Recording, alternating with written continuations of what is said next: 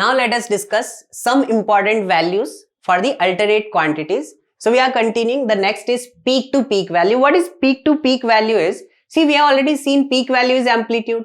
So basically there is higher value and there is lower value, right? The graph goes both ways and it is equal to sum of the magnitude of positive and negative. We are just talking about magnitude. It is just 2 times amplitude.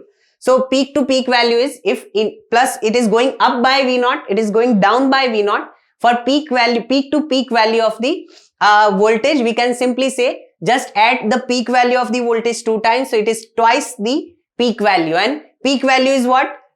We have already discussed this, that RMS value is nothing but peak value divided by root 2. So this gives me that peak value is root 2 times Vrms.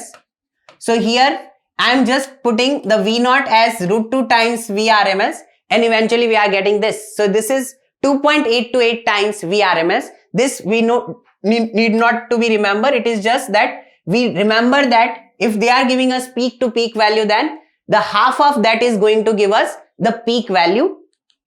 Now next is the phase. Phase is basically the angle omega t plus minus phi. Okay. So physical quantity which represent both the instantaneous values and the direction of alternating quantity at any instant is called its phase. How does this quantity represent the both magnitude and basically the direction? So see, direction is represented by the sign, whether positive or negative. Now it is this angle which will decide whether just for the example we have sine of omega t plus phi, just for the example. So this is a constant and here the time is changing. So with the time, the value of sine, and here we have I naught or V naught, it can be anything. So here this is a sine current, and with the variation of time, the entire angle is changing. Based on this angle, if this angle is 0 to 90, the sine value will be positive. From 90 to 180, again sine value will be positive. But 180 to 270, the sine value will be negative, and 270 to 360 again, sine value will be negative. So that is going to decide whether the overall value will be positive or negative. That is first the sign, that is direction of alternating current. What about the magnitude? As this angle changes, the magnitude of this entire thing, sine theta also changes, right? And that multiplies with I naught gives me the overall value of instantaneous current. So we say that instantaneous magnitude as well as the direction, both are decided by this angle, and this angle is called the phase. Now next is the phase is just an angle, and as we all know, the angles are dimensionless quantities. They do not have dimensions. The SI unit is radian, but since they are ratio, their dimension is not there. Next is if the alternating quantity is, let's say, x is equal to x naught sine omega t plus minus phi naught. So here the x can be current, x can be voltage. These are two alternating quantities which we are discussing in this chapter. So here the omega t plus phi naught is called the phase, which is written at the heading also, right? Next is, what about this omega t? This omega t is called the instantaneous phase. Okay, so the time is going to change the value of omega t. So that's the instantaneous phase which changes with time. And what about this part phi naught? This phi naught or phi naught, this phi naught is called initial phase. When the time is 0, see the value of omega t plus phi naught is basically, if t is equal to 0, then the entire value comes to be omega into 0 plus phi naught. So at t is equal to 0, the value of phase angle is called the initial phase. So this is our initial phase. Now what about the difference of two phases? That's called the phase difference. So phase difference is simply the difference between the two phases, and here we are going to find the phase difference between two voltage and current. So this is basically my voltage, which is given by V naught, peak value of voltage, sine of omega t plus phi 1, and I is equal to I naught sine. So peak value of current, sine of omega t plus phi 2. Then the phase difference between them is given by simply the difference of these two phases, and that's phi 1 minus phi 2. But if we are doing phi 1 minus phi 2, here it is relative to current. Okay, so with respect to current, the phase difference is phi1 minus phi2. Similarly, with respect to voltage, it is phi2 minus phi1. Just subtract. So here this will get cancelled out, and it is important that when you are finding the phase difference between two quantities, their angular frequency must be equal, and or we can say the entire this part must be equal. So it is simply the difference of this part. That's called the phase difference.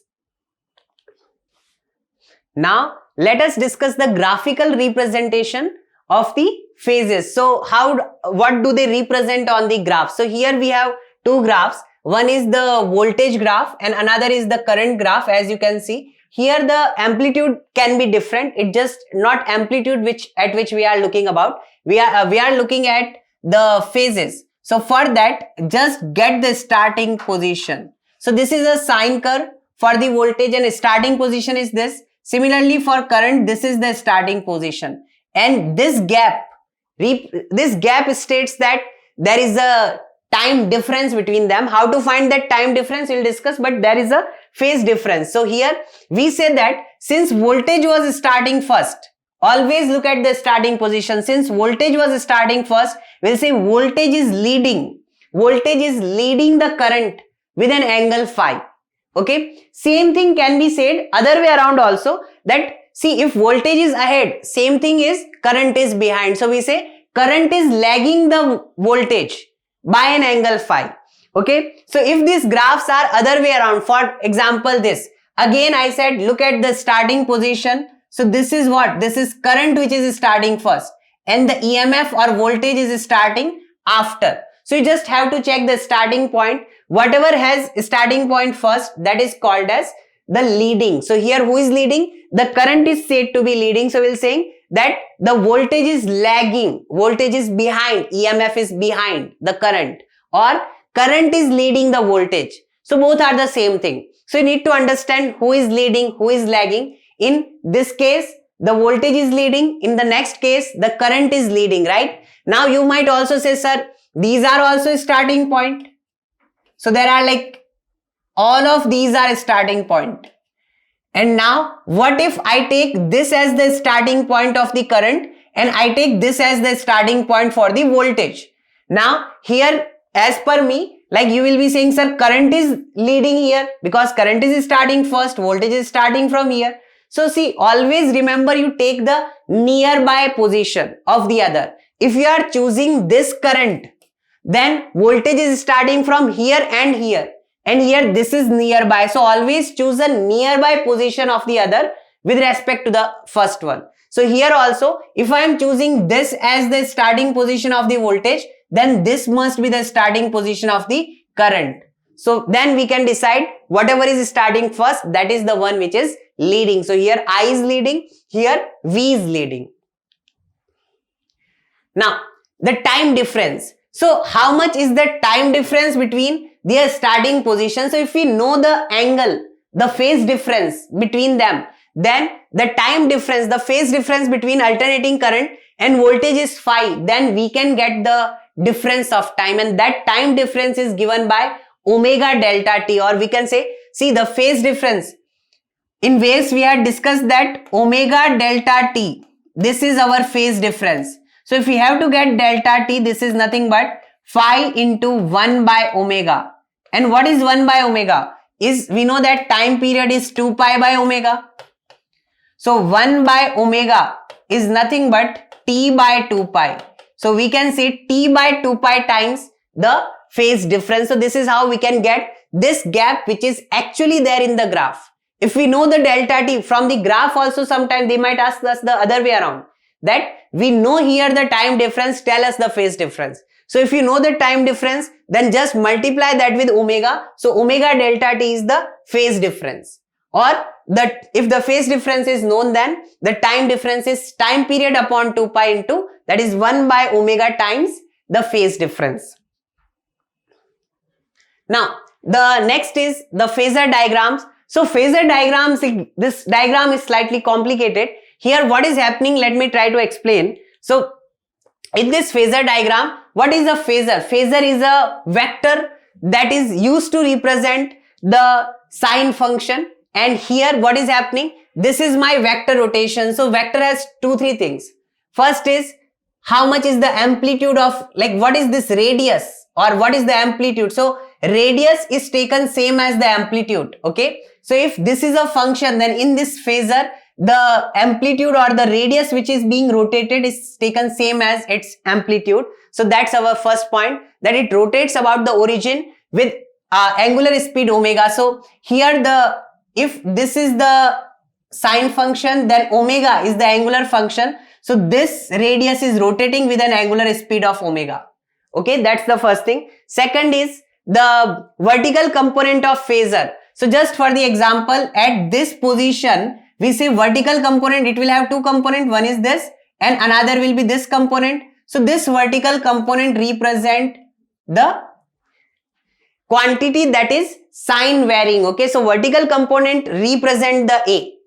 If A is varying as sign, A can be current or voltage. So in phasor diagram, the vertical component will be representing that value of that or magnitude of that quantity, instantaneous value. The magnitude of the phasor represent the peak value. So the magnitude, this magnitude represent, or this total magnitude represent the represent the amplitude of the voltage or the current. Basically, it's the peak value.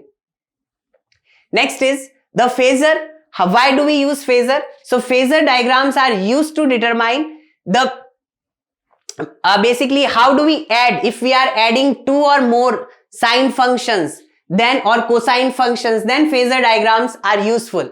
So here this is a phasor diagram. In this phasor diagram there are some of the things. First, I'll say that this is my current and current is lying at 0 degree angle. So that means what is this current? This current is I is equal to I naught sine omega t plus 0. Okay, this 0 means this is at a 0 angle, right? Here the voltage is over here. So see, this is basically a positive angle this side. So we'll say voltage is phi angle ahead. So how we will write voltage? Voltage, what is the length? Length is basically V, or we can say this length represent is V naught and this length is I naught. So we'll be saying V is nothing but V naught. Then same sine omega t plus, now the angle is nothing but phi. So this is phi. So this is, if this starting position is, or this angle is omega t, then this angle is how much? Omega t plus phi. And here the phasor is rotating with an angular speed of omega. Here one more thing, that here V is called to be leading, I is called to be lagging. So same statement can be said as voltage is leading the current, or we can say current is lagging, or current is lagging behind the voltage. So there are 4 types of statements, and these statements are whether something is leading, something is lagging. See, one thing is leading the other and other is lagging the first thing, is the same thing. Okay, so there are terms like lead, lag. We have already discussed these 2 terms.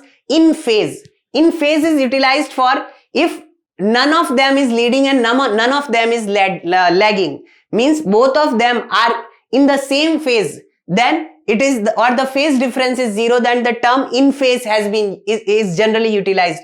For example, if my current is over here and my voltage is also here, then even though their amplitude are different, but the current and voltage, they are said to be in phase. There is no phase difference between current and voltage.